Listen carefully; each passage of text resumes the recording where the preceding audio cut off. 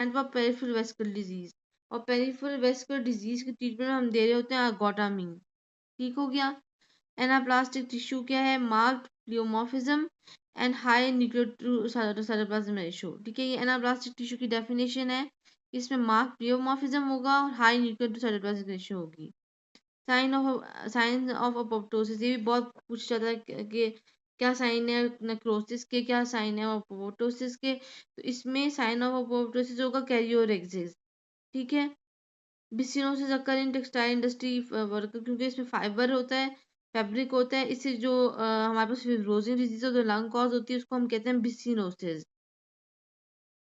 ठीक हो गया। अब ये है mean increase with decrease in sample size. ये जो है हमारे पास स्टैटिस्टिक्स से क्वेश्चन आया हुआ है कि मीन जब इंक्रीज होता है वो डिक्रीज इन सैंपल साइज से होता है। ठीक है। अब जापानीज इनकम्फ्लाइटिस इज कॉज बाय आर्बोवायरस। ठीक है, जापानीज इनकम्फ्लाइटिस में क्या होगा? हमारे पास इन्फेक्शन ऑफ द ब्रेन होगा। ठीक है, इसके अलावा हेडेक होगा, वॉमिटिंग होगा, फीवर होगी और कंफ्यूजन एंड सीजर्स होंगी। ठीक है, ये साइन सिम्टम्स सारे हमारे जापानीज इनकम्फ्लाइटिस के। और इसका कॉजेटिव एजेंट क्या है? आर्बोवायरस। ठीक हो गया। नेक्स्ट है carcinoma common in AIDS patient is Kaposi's sarcoma. अब याद रखते हैं कि इम्यूनो कम्प्रोमाइज स्टेट में एड्स के पेशेंट में जो कैंसर कॉमन है वो कापोसिस सार्कोमा। इसमें बेसिकली क्या होता है? हमारे पास मैसेज बन जाते हैं स्किन में और लिम्फ नोड्स में माउथ में, और यूजुअली पेनलेस पर होती हैं ये लीजन्स, पेनलेस पर्पल फ्लैट और रेज। ठीक है, इस तरह से होता है कि ये किसी क्लिनिकल पिक्चर है कापोसिस सार्कोमा की। ठीक हो गया। Tonsils drain into digastric lymph nodes, इनको जुगलो डायगेस्टिक लिम्फ नोड्स भी कहते हैं। ठीक है, और ये डीप सर्वाइकल लिम्फ नोड्स होते हैं and they are located below the posterior belly of digastric muscle and anterior to the internal jugular vein. तो हमने याद रखना है कि टॉन्सिल्स का जो लिम्फेटिक ड्रेनेज दी गई है इधर इस तरह से है कि ये डायगेस्टिक लिम्फ नोड जुगुलो डायगेस्टिक लिम्फ नोड में ड्रेन करता है। ये डीप सर्वाइकल लिम्फ नोड्स हैं और ये इनकी लोकेशन इस तरह से होती है कि ये posterior belly of digastric muscle पे होते हैं and anterior to the internal jugular when.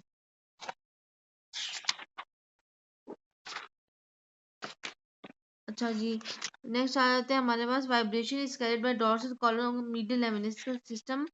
ठीक है, तो ये आपने याद रखना है कि और कौन कौन सी जो सेंसेशन है वो इसके थ्रू जा रही होती हैं। इसमें sensory spinothalamic information of conscious proprioception जा रही होती है, वाइब्रेशन जा रही होती है, फाइन टच जा रहा होता है, 2 पॉइंट डिस्क्रिमिनेशन जा रही होती है, और जॉइंट्स की और बॉडी और हेड की। ठीक है, याद रखना है कि अदर देन वाइब्रेशन सेंस इसमें प्रोप्रियोसेप्शन की, वाइब्रेशन की, फाइन टच की और 2 पॉइंट डिस्क्रिमिनेशन की सेंसेशन भी जा रही होती है। इससे भी एमसीक्यू बन सकता है क्योंकि इधर तो उसे वाइब्रेशन का दिया है ना कि vibration is carried by dorsal column medial level system. तो ये जो मैंने आपको सेंसेशंस और बताई हैं ये भी dorsal column medial level system के थ्रू जा रही होती है। अच्छा जी, अब हमारे पास है the muscle responsible for producing the tongue is genioglossus. ये टेबल भी मैंने शेयर किया था आप लोगों के साथ कि मसल का एक्शन पूछा जाता है बार बार कि कौन सा मसल कौन सा एक्शन करवाएगा। तो इसमें हमारे पास जो है वो जीनियोग्लॉसिस मसल है, ये हमारे पास प्रोट्रूजन ऑफ द टंग करवाता है। ठीक है, फिर है जी ब्लड कंपोजिशन प्लाज्मा। तो ये स्टेम इतनी क्लियर नहीं है, ये तो अजीब से एमसीक्यू उन्होंने दिया हुआ है कि ब्लड कंपोजिशन प्लाज्मा फैट्स। ठीक है, ये कुछ सेंस नहीं बन रही इसकी।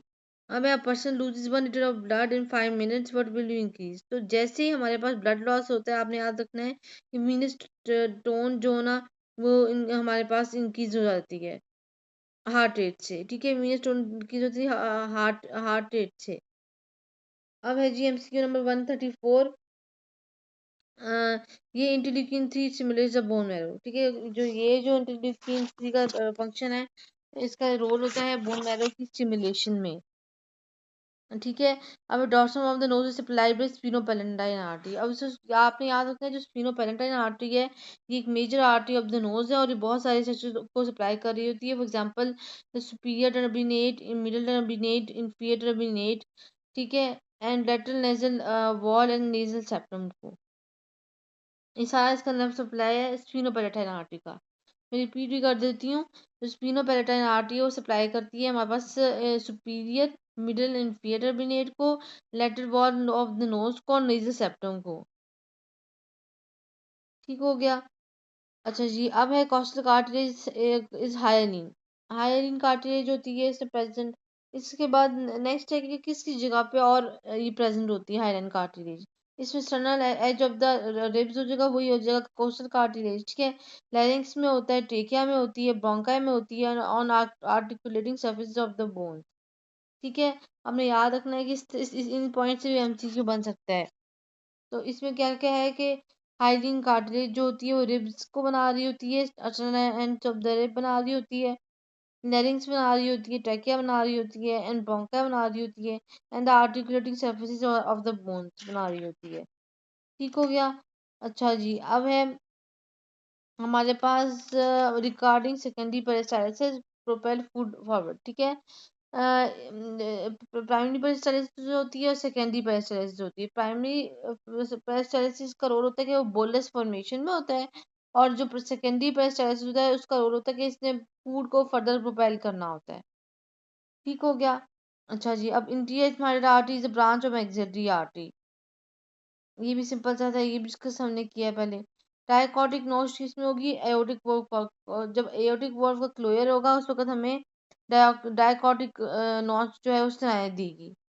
Lymph node decrease in increase Venus pressure. जब वीनस प्रेशर इंक्रीज होगा तो हमारे पास लिम्फ फ्लो जो होता है वो डिक्रीज कर जाता है। ये आपने याद रखना है, ये इंटर रिलेटेड होते हैं, वीनस प्रेशर और लिम्फ नोड, लिम्फ फ्लो। ठीक है। Diabetic neuropathy is diagnose by albuminuria. ठीक है, याद रखना है कि एल्ब्यूमिन लेवल्स हम कराते होते हैं जब डायबिटिक नेफ्रोपैथी को हमने जो है डायग्नोज करना होता है। ठीक है। इसकी कम सी अमाउंट 0.5 1.1 एम 1.5 1.1 इस तरह से आ जाए तो हम कंफर्म कर लेते हैं कि ये जो है हमारे पास डायबिटिक नेफ्रोपैथी स्टार्ट हो गई है। डायबिटीज की वजह से हमारी किडनीज जो है वो अफेक्ट होना शुरू हो गई हैं। Child birth is example of positive feedback. ठीक है। अम, ये एक एग्जांपल है और एक और एग्जांपल होती है, दो एग्जांपल्स हैं बस पॉजिटिव फीडबैक की, बाकी सारे नेगेटिव फीडबैक होते हैं हमारे पास। ठीक है। चाइल्ड बर्थ में ये होता है पॉजिटिव फीडबैक इस तरह से होता है कि हमारा जो एक जो एक्शन है वो पोटेंशिएट करता है दूसरे एक्शन को। ठीक है। जिससे जो है ना फर्दर आगे एक्शन जो होते हैं वो रिपीट करते जाते हैं, फर्दर एग्रेवेट होते जाते हैं। ठीक है। कार्योटाइप ऑफ टर्नर सिंड्रोम, तो ये हो जाएगा 45X हो, ये बहुत रिपीट होता है एमसीक्यू। आपने ये जो है ये याद रखना कि इसका जो कैरियो टाइप है ये होती है 45X हो। अच्छा जी, अब है एक्यूट इन्फ्लेमेशन। एक्यूट इन्फ्लेमेशन में एक पोर्शन में जब इन्फ्लेमेशन होती है तो इंक्रीज हो जाती है वेस्कुलर परमेबिलिटी, ताकि जो बाकी बॉडी के सेल्स हैं उस एरिया पे आके वर्क कर सकें। ठीक है। तो आपने याद रखना है जब भी एक्यूट इन्फ्लेमेशन होगी हमारे पास इंक्रीज हो जाएगी वेस्कुलर परमेबिलिटी। फिर है जी ए जैकस वेन ड्रेन जो सुप्रिया वेना का हुआ। ठीक है, याद रखना है कि ए जैकस वेन और जैकस वेन जो ड्रेन कर रही होती है वो बस इंफीरियर एंड सुप्रियर वेना के हवा में ड्रेन कर रही होती है, और यहाँ से